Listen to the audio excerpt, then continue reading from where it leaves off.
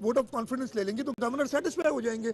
क्या आइन क्या कहते हैं कि if the governor is satisfied that he does not command the majority of the members, अगर वो 186 मेंबर के साथ वोट ऑफ कॉन्फिडेंस ले लेंगे तो गवर्नर साहब को जवाब मिल जाएगा। तो ये खुद ही आईनी पेचीदगी बनाएगी जब आइन में एक वोट ऑफ कॉन्फिडेंस। और पंजाब असेंबली के रूल्स में ये भी है कि अगर गवर्नर अवॉइड करे, if he refrains from taking this vote of confidence, then he is deemed, the chief minister is deemed to have lost his majority in the house। इतनी क्लियर है तो उसमें कोई है नहीं। लेकिन अब परवेज दिलाई और स्पीकर कह रहा है ये गवर्नर ने जो कदम उठाए हैं गैर कानूनी कदम है, उसके खिलाफ अदालत में देंगे। और दूसरा मेरा सवाल ये है कि क्या पीपल्स पार्टी पंजाब में वज़ीर आला लाने जा रही है? अच्छा, पहला मैंने तो जवाब दे दिया, मैं रिपीट कर देता हूँ। अदालत में जाने की जरूरत नहीं, बड़ा आसान है। वो क्लेम अगर करते हैं, उनके पास 186 मेंबर है, अदालत में जाने की बजाय असेंबली में 186 मेंबर लाएं, स्पीकर को कहें चेयर करे और गवर्नर साहब को बता दें कि जी हमारे पास मेजॉरिटी मौजूद है। मतलब इतना पेचीदा बनाने की जरूरत क्या थी इस चीज़ को? या तो एडमिट करें कि आपके पास 186 नहीं है। जो उनके एक्शंस है ना, जबान, action speak louder than words अंग्रेजी में कहते हैं, वो जबान से तो कह रहे हैं हमारे पास 100, कोई कहता है 186, कोई कहता है 190, जो भी है, लेकिन जो एक्शंस हैं वो ये दिखा रहे हैं कि शायद उनके पास 186 मेंबर। और उसका जवाब अगर मैं गलत हूँ, मुझे गलत साबित करने के लिए, गवर्नर साहब को गलत साबित करने के लिए, गवर्नर पंजाब को, वो 186 मेंबर ले जाएं। खामखा अदालतों के चक्कर लगा रहे हैं, वकील कर रहे हैं, सबका खर्चा कर रहे हैं। 186 मेंबर ले जाएं और बात ख़त्म करें।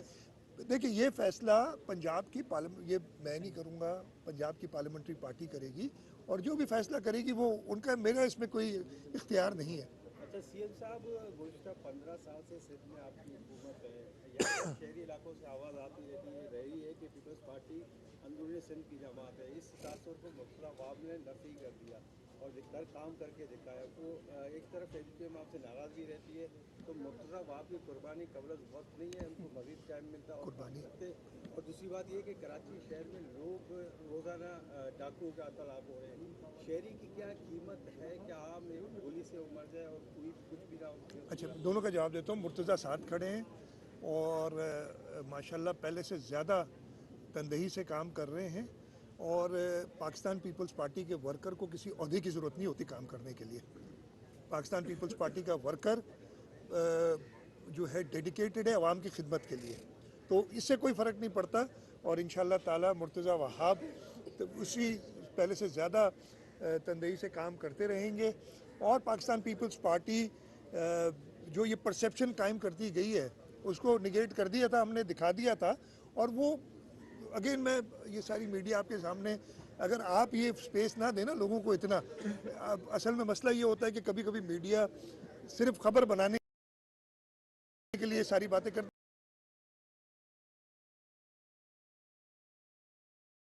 है। मैं ठीक है, आपकी मर्जी है, लेकिन मैं तो यही कहता हूँ कि मुल्क का सोचे। दूसरा आपने सवाल किया था पुलिस का, बहुत ही अफसोस की बात है, मैंने कल भी एक मीटिंग की थी लॉ एंड ऑर्डर पे, और सख्त हिदायत दी हैं, किसी एक शहरी जान की कोई कीमत नहीं है।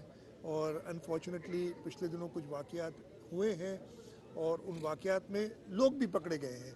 इसमें काफ़ी इश्यूज़ हैं। अब मैं वो डिटेल में किसी दिन या तो प्रेस कॉन्फ्रेंस करूं या आप लोगों से मिलूं और बताऊं। हमारे यहाँ प्रॉब्लम यह है कि लोग पकड़े जाते हैं, वो केस बनता है उनके ऊपर। अब जैसे वो अनफॉर्चुनेट वाक़या हुआ था एनईडी यूनिवर्सिटी के तालिब इल्म का, उसमें जो कल्प्रेट पकड़ा गया है वो 15 दिन या 14 दिन पहले या कुछ महीने पहले जेल से छूटा है, वो अक्विट हुआ है। उसमें किसकी कसूर है? प्रोसिक्यूशन सही केस नहीं बना रही, या अदलिया थोड़ा लीनियंट हो रही है। मैं अदलिया पे नहीं कहूँगा कुछ, मैंने अपनी प्रोसिक्यूशन के लिए कहा है कि जी ज़्यादा आप जो इन्वेस्टिगेशन वाले हैं और प्रोसिक्यूशन वाले हैं वो सब करें ताकि इन लोगों को सज़ा मिले। और ये रिपीट अफेंडर्स जो है ना, ज़्यादा प्रॉब्लम वो रिपीट अफेंडर्स कर रहे हैं, उनको सज़ा हम दिला सकें।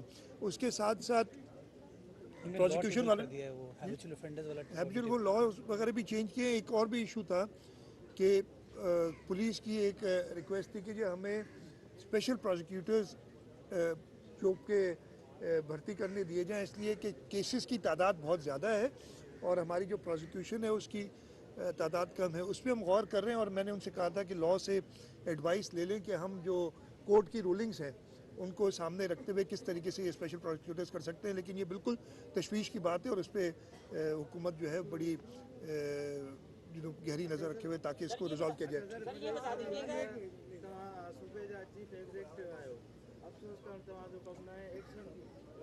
वो एक्शन वरतो अफसोस कहीं कयो है, अफसोस तो थिए तो ॻाल्हि हिकिड़ो मिनट, एक मिनट, नहीं मैं मेरे भाई सवाल तव्हांजो वठां थो, पर लफ़ाज़ी न कयो मूंसां, इहो कोन्हे, ऐं अफ़सोस बि न कयां कंहिंजी जान हली वञे त उन ते कयो सवाल कयो हाणे। कच्चे में करें पिया ऑपरेशन ॿियो सवाल इहो आहे त टे एडमिनिस्ट्रेटर जेके मुक़ररु कया विया इलेक्शन कमीशन उन्हनि खे ख़तमु करे छॾियो। अच्छा, कच्चे के ऑपरेशन की बात की, कच्चे का ऑपरेशन चल रहा है। जिन लोगों ने हमारे पुलिस वालों को शहीद किया था उनको जहन्नुम रसीद कर दिया गया है, ठीक है। हमारा प्रॉब्लम ये है कि वो ट्राई बॉर्डर एरिया है जहाँ पंजाब भी मिलता है, बलूचिस्तान भी मिलता है, सिंध भी मिलता है, वहाँ में इश्यूज़ हैं ये करते हैं।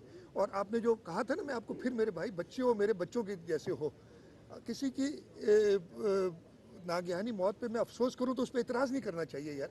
ये अपनी सिर्फ सवाल को सख्त करने के लिए ना ऐसे काम नहीं करो। मैं भी बड़ा सख्त जवाब दे सकता हूँ आपको, तो ये करो कि आपका क्या था, हाँ, जो एडमिनिस्ट्रेटर्स अपॉइंट किए, देखिए हमने इलेक्शन कमीशन को हम दोबारा लिखेंगे उस पर कि हमें ज़रूरत है इस चीज़ की, इसलिए कि इलेक्शन बहुत ज़्यादा पिछले 8 महीने से, और इसकी एक बहुत बड़ी वजह ये भी इलेक्शन कमीशन से हमने बात भी की है कि जेन्युइन रीजंस थे जिसकी वजह से इलेक्शंस आगे चलती चली जा रही थी। जो सैलाब की सूरत हाल थी हमारे पास, हम ये 2 हिस्सों में इलेक्शन क्यों कराते हैं, लोकल गवर्नमेंट सारे सूबे कराते हैं, इसलिए कराते हैं कि local government election general election से ज़्यादा मुश्किल होते हैं। एक एक वार्ड में कैंडिडेट होता है जो कि वो अपनी जीत हार के लिए हर किस्म की कोशिश करता है, इसलिए लॉ एंड ऑर्डर का खास ख्याल रखना पड़ता है। इसलिए हम 2 हिस्सों में इलेक्शन कराते हैं कि जी एक जगह से पुलिस और एडमिनिस्ट्रेशन को जहाँ इलेक्शन हो वहाँ ले जाएं। सैलाब की वजह से हम उन लोगों को शिफ्ट नहीं कर सकते, बल्कि हमने कराची से पुलिस भेजी हुई थी और अभी तक कुछ इलाकों में वो पुलिस है, ताकि जो सैलाब की सूरत हाल है उस पर जो लॉ एंड ऑर्डर इश्यूज खड़े होते हैं उसको हैंडल किया जाए, इस वजह से वो आगे होते रहे।